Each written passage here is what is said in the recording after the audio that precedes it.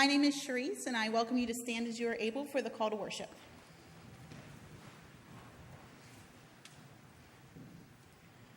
Wherever you went, Lord, they brought the sick to you. Even when you needed to rest, they rushed them to your side. No matter how many were in need, all who touched you were healed. May it be so for each of us this day. Please remain standing for the opening prayer. Thou who art over us, thou who art one of us, thou who art, give me a pure heart that I may see thee, a humble heart that I may hear thee, a heart of love that I may serve thee, a heart of faith that I may abide in thee. Please turn to United Methodist Hymnal number 375 for our opening hymn.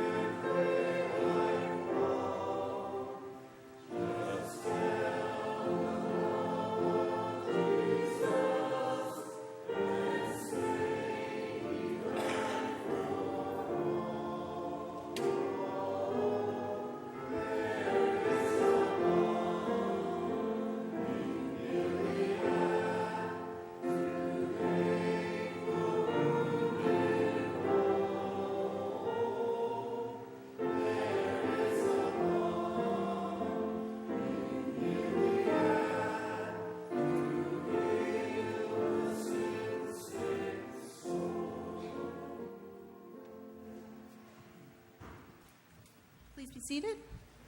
Can I have the children come forward for the children's time, please?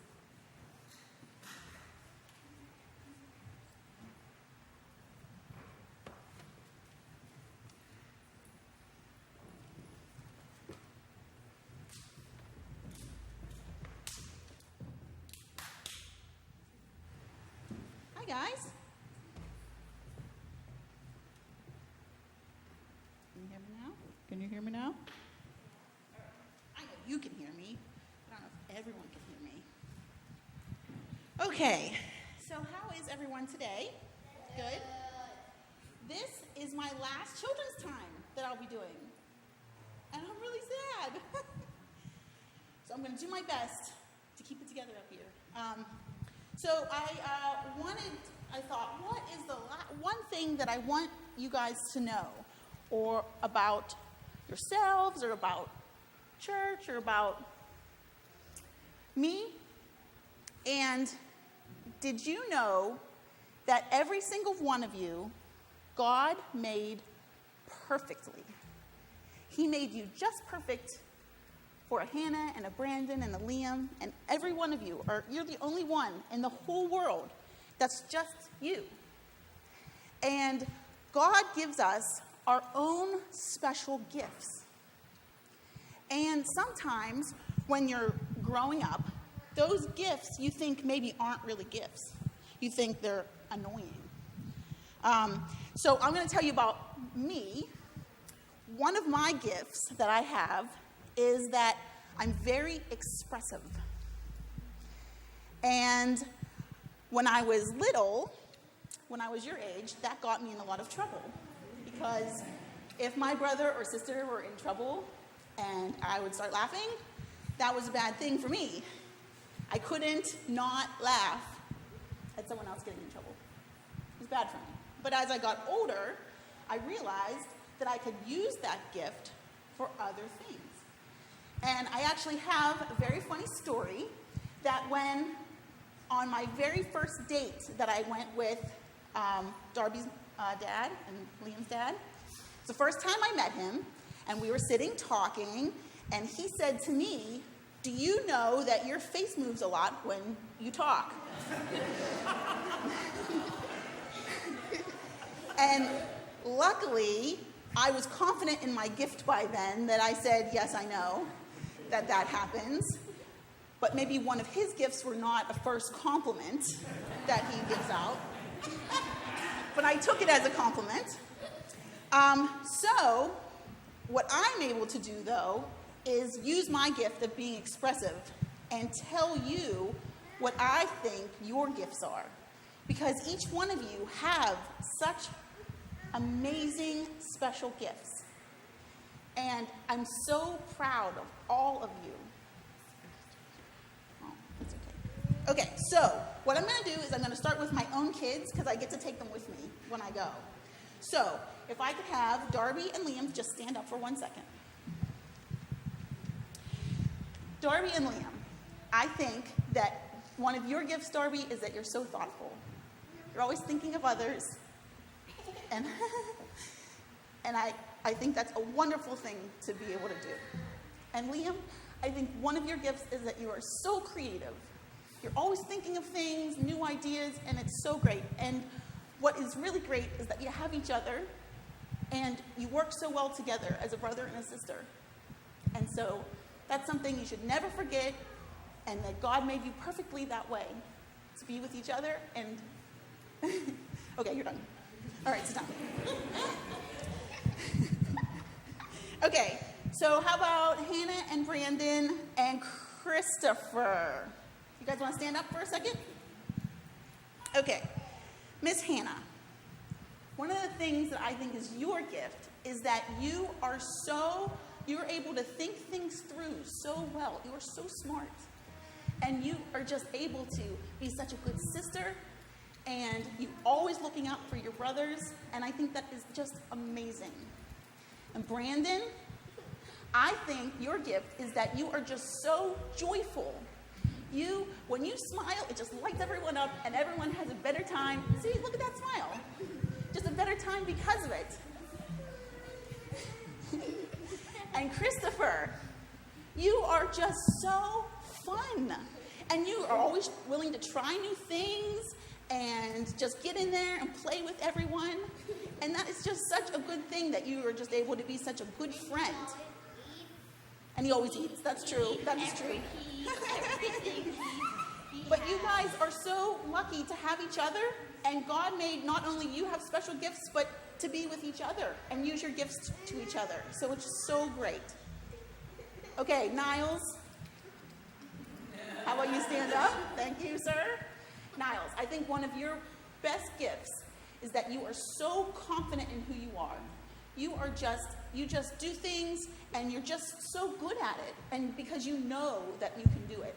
And that is a gift that you should never forget that you have. Your confidence and your ability to just say, oh, I'm going to do that. And then, oh, you play the piano so well, you make different castles and things. It's amazing. So don't forget. All right. Now we got 2 Wallers here. Saffron, she'll go next. Okay, Liam and Cora. Liam, you are so imaginative. And not only that, but when you think of something, you just know what it's going to look like at the end. You just say, I'm going to build this, and then you do it. And it's amazing. You have such a gift of being able to think of something and then do it. And it's so wonderful gift that you have. Cora, I think you are so caring. You are such a caring person. You take care of your sisters. You take care of your brother. You're always wondering about other people around you. And that is such a wonderful quality that you have, to just care for others. And especially Miss Gemma, you're always taking care of her, huh? Yeah.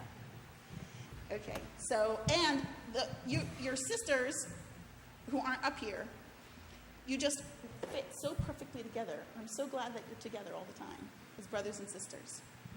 All right, Miss Saffron. Saffron, you are so loving. You just love with your whole heart. And you are just so kind, and you love others. And right away, you were one of the first people that was nice to us, and you give me a hug every time I see you. And you're just always loving. That's such a great quality to have. And I'm so glad that I got to share that while I'm here. And Miss Ashlyn.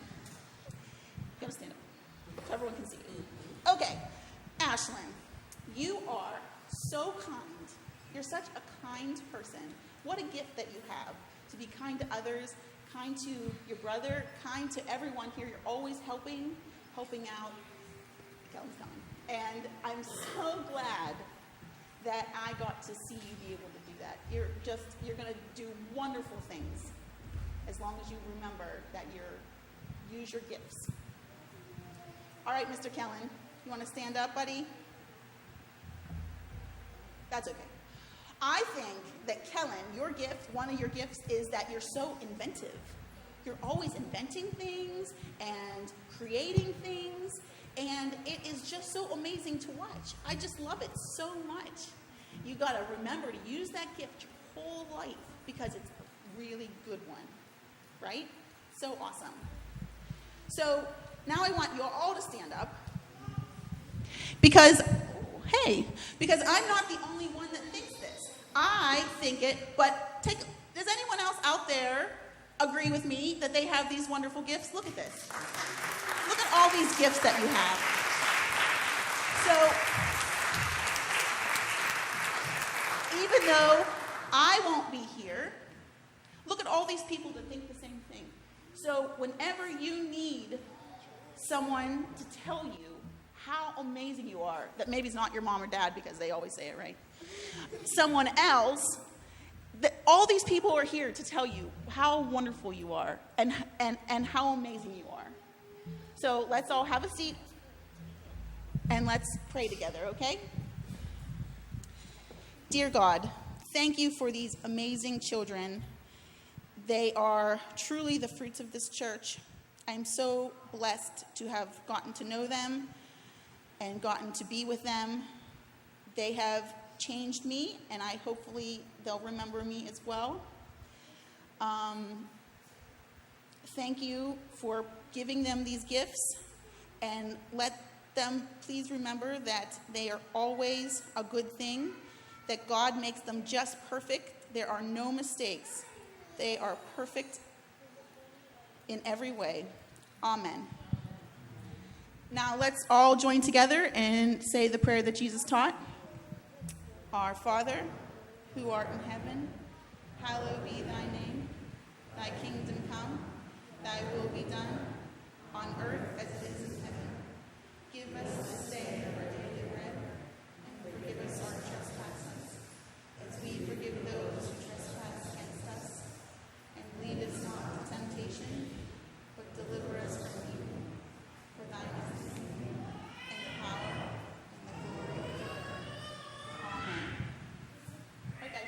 on down.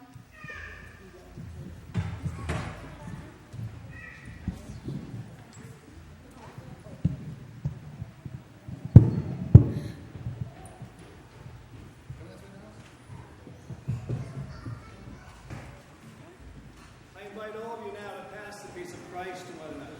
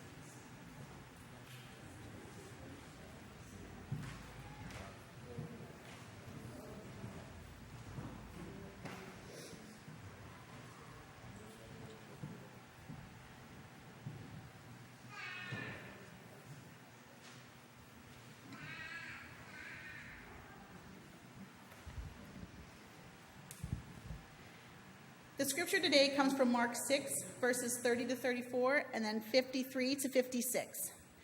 The apostles gathered around Jesus and told him all that they had done and taught. He said to them, "Come away to a deserted place all by yourselves and rest a while." For many were coming and going, and they had no leisure even to eat. And they went away in the boat to a deserted place by themselves. Now many saw them going and recognized them, and they hurried there on foot from all the towns and arrived ahead of them. As he went ashore, he saw a great crowd, and he had compassion for them because they were like sheep without a shepherd, and he began to teach them many things. When they had crossed over, they came to a land of Gennesaret and moored the boat. When they got out of the boat, people at once recognized him and rushed about the whole region and began to bring the sick on mats to wherever they heard he was. And wherever he went, into villages or cities or farms, they laid the sick in the marketplaces and begged him that they might touch even the fringe of his cloak, and all who touched it were healed. God is still speaking. Thanks be to God.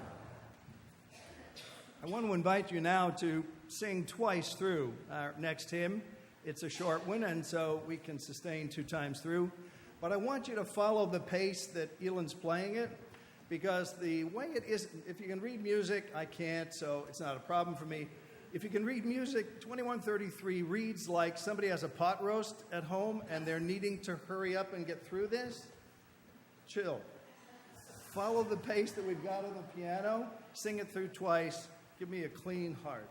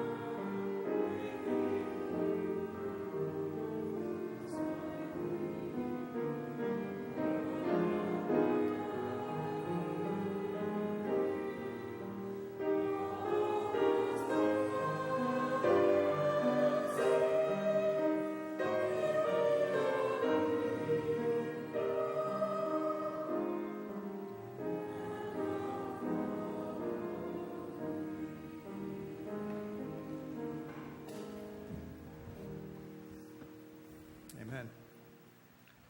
Only a fool would talk after what Sharice just did, so here goes. That sounded better in my head. It was meant as a compliment. Thanks. Mark says something that may be one of the most beautiful sentences in the New Testament. Everybody who touched him was healed. I mean, he didn't say a handful or a couple or many or even most. He says everybody who touched him was healed. If people made the effort to get close enough to him to touch him, Mark suggests that nobody was ever turned away. If you could make the effort to get close enough to touch him, nobody was ever hurt by this one. If made any effort to get close enough to touch him, nobody was ever diminished by their encountering him. In the 1970s, when I started seminary, which was in the Stone Age, but it was actually the 1970s, we had this phrase that we used over and over again in school, and I don't know, we always were looking around, Jesus never met, he never met anyone where they weren't. He always met them where they were. And it was sort of like, well, where else would he have met them? I mean, we thought that was profound. It was 1972. It was our first year. And you'd go, he never met anyone where they weren't. Great. I don't know what that meant. Later we learned this, which is more important. He never left anybody the way he found them. He met them where they were, but he never left anybody where he found them. Right now, I think we should stop, and only a fool would continue, so here goes. But I think we should stop and acknowledge what an honor it is, even from time to time, to claim his name. And what an amazing invitation it is, risky on his part, to ask us to follow in his footsteps. Yikes. Really? I think we should stop right now and say it's an honor to be included in this because, let's face it, now that the kids have left, we're all adults here, there's a lot of stupidity and indifference and cruelty and self-centeredness in the world.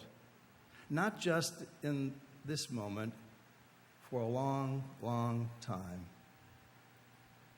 And this one, who Mark talks about, never turned away a sick person, never left them less than he found them, only more than when he found them, and has the nerve to invite us to follow in his footsteps. Dear sweet Jesus. Mark says, everybody who touched him was healed. Here's the thing. I think there's a difference between being healed and being cured. Is Ann Shin still here? She's one of my favorite doctors and one of the only physicians in the congregation, I think, at this point. She's a fine, excellent, amazing human being. But I think there's a difference between being cured and being healed. Last 6 months, I've had 24 significant medical appointments. That's more than in the prior 5 years put together. I've seen most ologies at Mount Auburn Hospital. I have business cards for all of them, and I would recommend them all, including my primary care person, but she's not taking new patients, so that's kind of a setup for you. But she's excellent. But I've had 23 appointments, 24 now, in 6 months. I've entered the new phase of what we euphemistically call the golden years. I'm still standing. I'm alive. But some of the things are, well, serious or commend one's attention. I go to Mount Auburn Hospital, and I'm glad it's there, 8 minutes away, to be cured. I expect to make a copay, to be in a little clean office. The offices get smaller as things get more serious. Have you ever noticed? The waiting rooms are spacious, and then all of a sudden, yikes, you have to go outside to change your mind. That means it's getting serious. So you move through the conveyor belt. It's all clean and nice, and the people are smart and compassionate, and it's a great place. And 24 appointments on, yeah. I have great respect for them. I go there expecting to be cured. Do this surgery, do that incision, give me physical therapy, and then I'll feel better. And that's sort of how it works. That's great. Being cured is different from being healed. Mark says everybody who touched Jesus was healed. So here's the problem. If I've got a hernia problem, which I did in the spring, and so I had that surgery and that wonderful incision, and I am doing fine, I want there to be cured. But if I'm heartbroken, I want to be healed. Fine, as my primary care person I'm not asking her to heal my broken heart. My echocardiogram on Tuesday, if my heart is broken, it's not going to fix that. If I want to be healed, not cured, then I need to turn to the God of my understanding. For me, that's Jesus. Always has been, always will be. But whoever or whatever that is for you, there's a difference from being cured. That has the prescription and a copay, or surgery and physical therapy, or long-term pain management, or something like that. Being healed is different. Being healed means being brought back to yourself, your best self. Being healed means being given back to your family and friends. That's what being healed means. Being healed means being given a community, maybe an old one that's been rehabbed, or maybe a new one that you never expected to be in, but you're given a community, and you now have people to be around. I don't expect that from the radiologist. I mean, he's a nice guy. And the MRI person was perfectly fine. He's not going to give me a new community. He's not there to do that stuff. That's where I turn to, as we say in the trade, a power greater than myself. Now, Mark makes it pretty clear that if people touch Jesus, they're going to experience something good. But that means they have to be close enough to him to be able to touch him. How does one get closer to this one? Well, a couple of things. Prayer and meditation. It has been interesting over these 17 years here to work with people on developing some sort of spiritual practice in their lives, in the lives of the congregation, in the lives of our extended community. Some sort of spiritual practice that allows us to speak to one somewhere and then to listen and be open to an answer or a response, or to look for clues along the course of the day that their answer has come. But prayer and meditation, some clear, committed way of stopping our minds and our technology and all the rest. People know I'm a Luddite, and that's fine. I sit on the MBTA subway car, and I'm the only person who's not looking at their phone. That's because I have to write a short story about each of those people. What's her deal? Why does she look like that? Where's that expression coming from? What was her night like?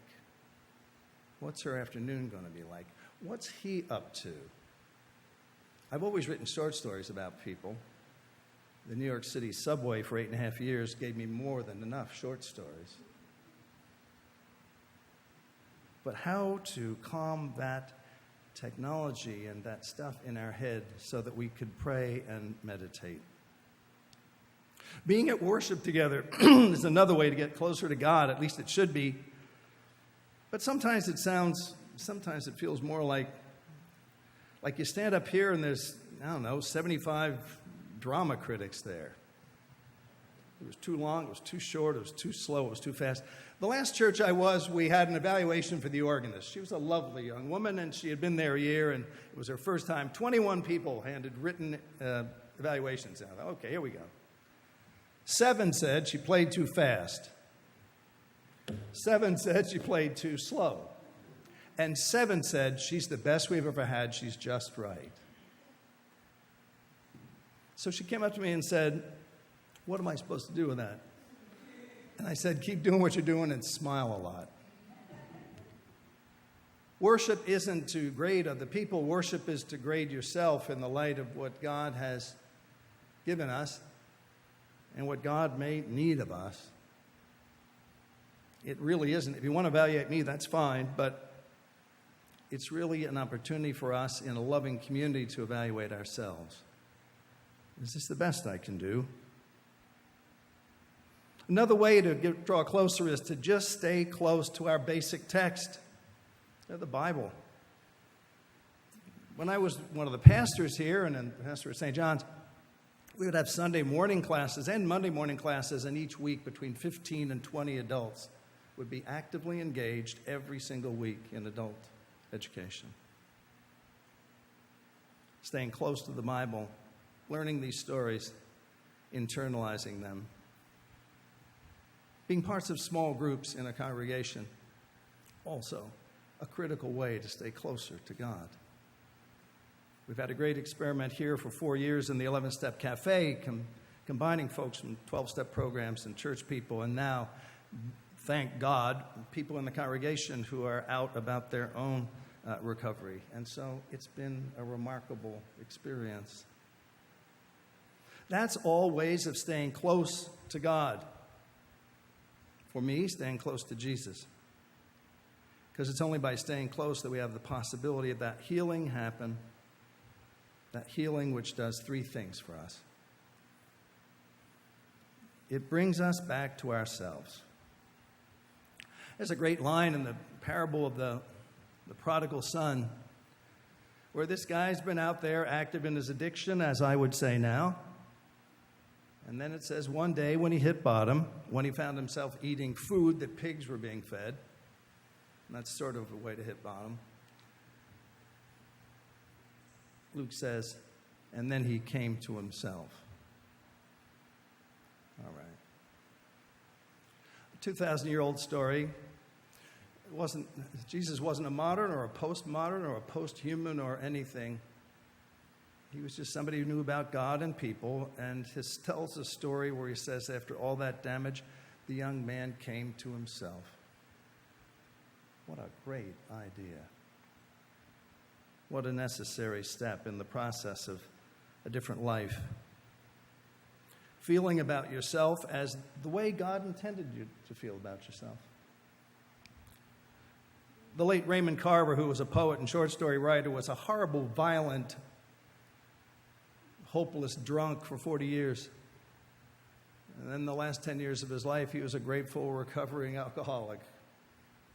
Stopped beating wives. Stopped being mean to every person he knew, starting with himself. And died sober. His last poem has this line in it. And did you get what you wanted from this life? Even so. I did. And what did you want? To call myself beloved and to feel myself beloved on the earth.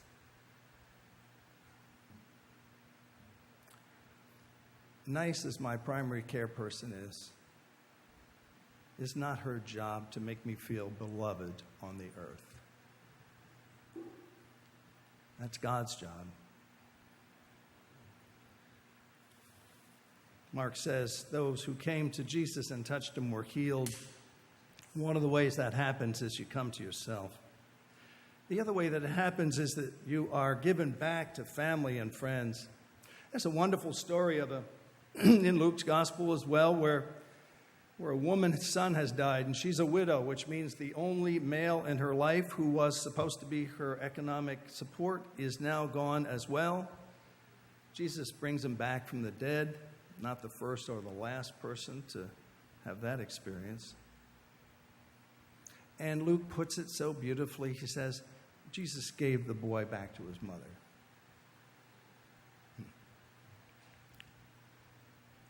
Now, it may not be everybody here in this room, but I know some people where if you said, would you like your child back, that would be the first thing they would ask for. It may not be everybody here in this room, but I know some people who would say, if somebody could give you back to the family that you didn't serve well and maybe didn't serve you well, would you go? Being healed is different from being cured. Being healed means you're given back to your family and your circle of friends. That's the second way that healing works. And the third way is that healing can reintroduce you to the community. Maybe the old one, refurbished, or maybe a new one that you didn't expect to find. Being here 17 years means that some of you have heard some of my anecdotes before, so sue me. I mean, there's only so much. I mean, I'm only as old as I am, so I only had so many experiences. So here's one that some of you have heard before, and I apologize. But the congregation continues to change, so some people haven't heard it. So, see, everything's fine. So in 1986, Christina and I were in Nicaragua in a refugee camp for a week. The Contra War was underway, and thousands of civilians were being killed. And so we went there to witness that and be in a refugee camp that had been attacked 4 times already by the forces paid for by all of us in the United States. And so we've been there a week, and the last day, the kids in the refugee camp, all of whom were sick, asked us to play a game with them. And I think we would call it duck, duck, goose, goose, but they had pollo in there somewhere. They said they threw some chickens in with the duck, duck, and the geese, geese. But it was a basic thing that even tall, big, white people who didn't speak Spanish could get. And that was Christine and me and a friend of ours. And you're in a circle, and somebody's running around the thing, and they stay in the circle, and then they pick a kid, and then that kid jumps in there, and they pick a kid. And so it was fine. Everything's going good. Except there was one little boy who wasn't included, and he was off to the side, and he hadn't been included in anything. He was developmentally disabled. He was physically disabled, and his hands were what the Revised Standard Version of the New Testament calls withered.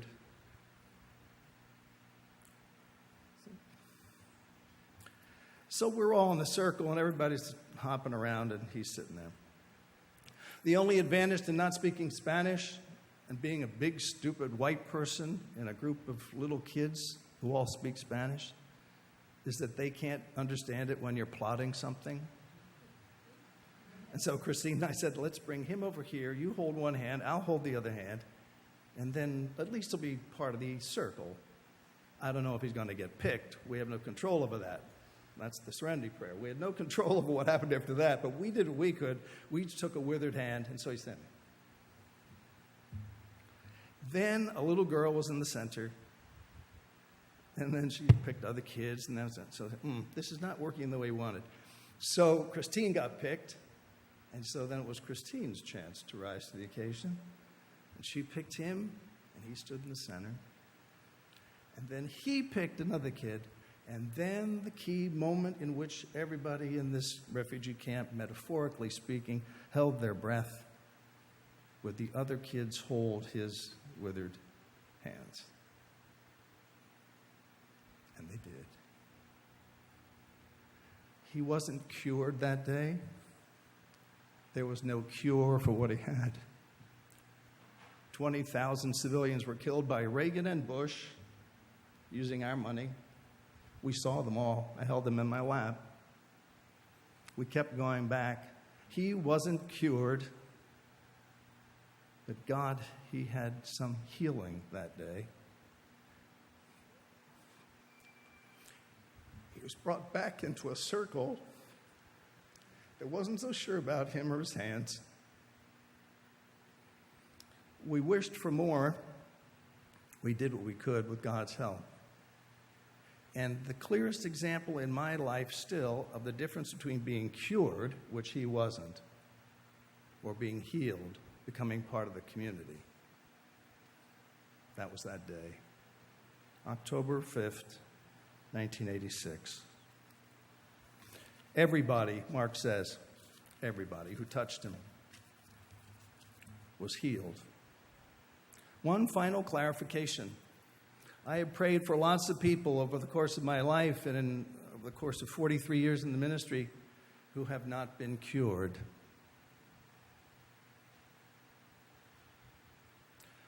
But I have also known people who have not been cured of serious things who still were healed because of their connection to God. They were open to the world. They were still interested in other people. They still could love somebody else, even though they were not cured. So I've known people who've been healed, even if their disease continued. And I've also known people who have been physically healthy, but who haven't been healed, whom anger or resentment have consumed as much as any cancer. As much as any cancer. So you can be healed and still be physically sick. You can be physically strong and still be soul sick, as the first hymn puts it.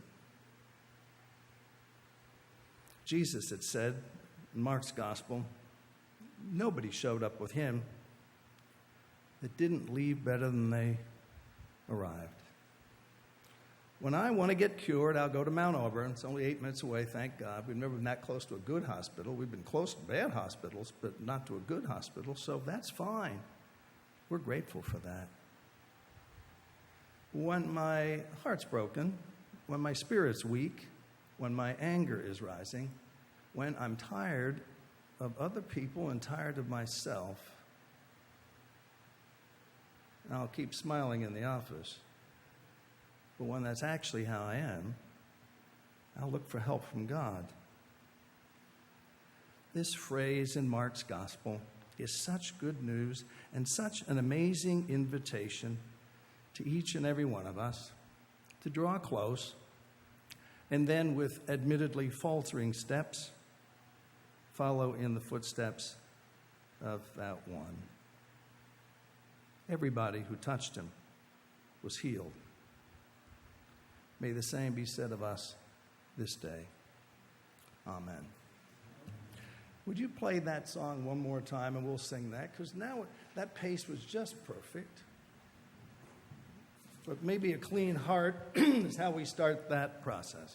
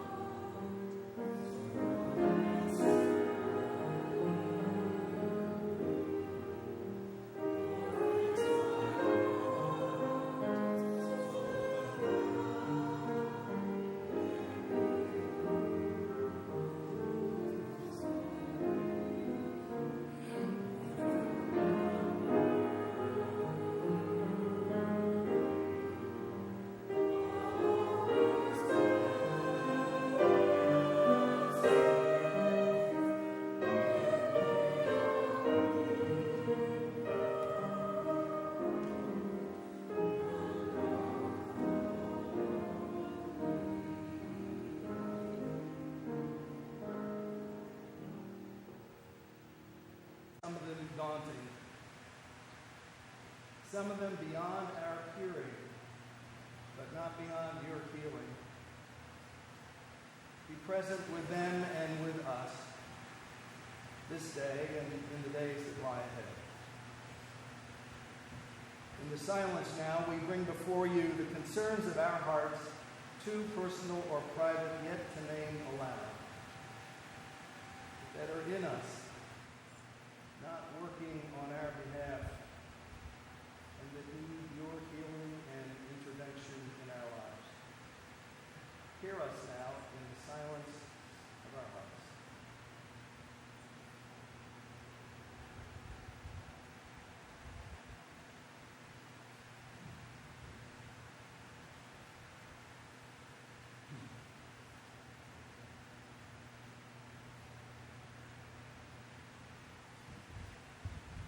We're grateful, God, you've done more than your share already in our lives, but Here's the thing. We can't let you go out the door yet. We are bold enough to ask for your continued presence and companionship over the course of the days that lie ahead. You have been faithful. Now we need you to be consistent so that we can continue to keep on the path. We ask all these things in the strong name of Jesus. Amen. Let us now offer our gifts for the work of God's church.